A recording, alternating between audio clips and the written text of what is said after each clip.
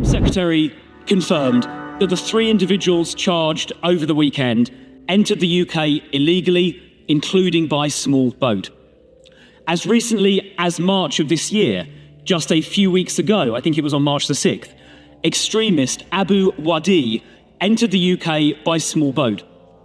He had previously been pictured on social media wielding an AK-47, throwing pipe bombs and calling for the slaughter of Jews. This is the kind of illegal immigrant who is able to enter the country by small boat. You love it. Now, the Home Secretary talks about her new bill, which we debated a week ago today. But the truth is, it won't make very much difference. Confiscating mobile phones from illegal immigrants and slightly enhanced powers to monitor communications will not stop the crossings. The Border Security Commander has no actual powers other than to publish an annual report and set some strategic objectives. I don't think people smugglers are going to worry too much about that.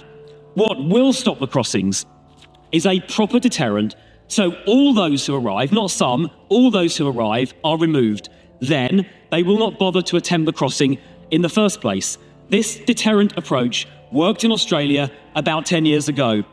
So the Home Secretary must by now be regretting cancelling the Rwanda deterrent before it even started. Crossings since she became Home Secretary are up by 30% year on year, and 2025 so far has been the worst in history. Does she finally agree it is time to follow other countries and establish a proper removals deterrent applying to all those who arrive illegally by small boat? It's time to bring back Rwanda. In their first 6 months in office, the government have not returned a single Iranian to Iran, not one, including Iranian criminals. Does the Home Secretary agree it is now time to repeal the Human Rights Act for immigration matters so criminals and other dangerous people can be more easily removed from the UK and cannot any longer persuade UK judges to allow them to stay here on ever more tenuous human rights grounds? The only way to protect our borders and ensure security is to remove all illegal immigrants as soon as they arrive, and I hope she urgently adopts that policy. Home Secretary, Minute 20.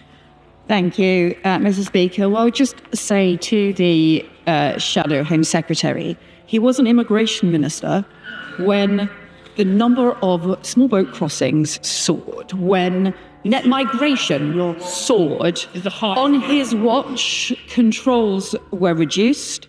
Under his party, we saw returns plummet.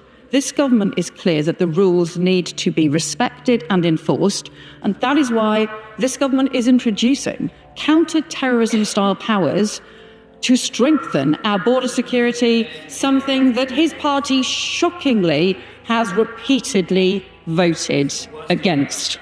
He refers still to his Rwanda scheme that cost £700 million and sent 4 volunteers, just 4 volunteers in the 2 years that it was operational, sent 4 volunteers to Rwanda.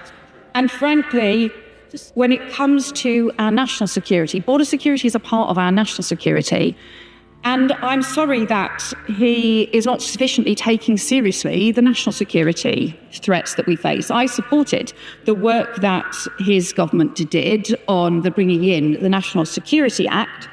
But as he will know, I repeatedly warned that the powers were not strong enough to be able to use legislation designed for terrorism to be able to prescribe state-backed organisations. We did repeatedly call on his government, if they were not able to prescribe the IRGC, we called on them to strengthen and amend the powers to be able to do so under national security provisions. In fact, we even put forward an amendment to the National Security Act in the last Parliament, and his party voted against it. So I'm glad that he now says he will support our measures to strengthen our national security and to bring forward stronger prescribing powers so that they can be used against all kinds of state-backed organisations or state organisations that might attempt to do us harm. because our national security is the first duty of any government, and that is why this government will continue to take ever stronger action to pursue issues around criminality, issues around extremist or terrorist threats, and issues around border threats and issues around national security threats. That is how we keep our communities safe.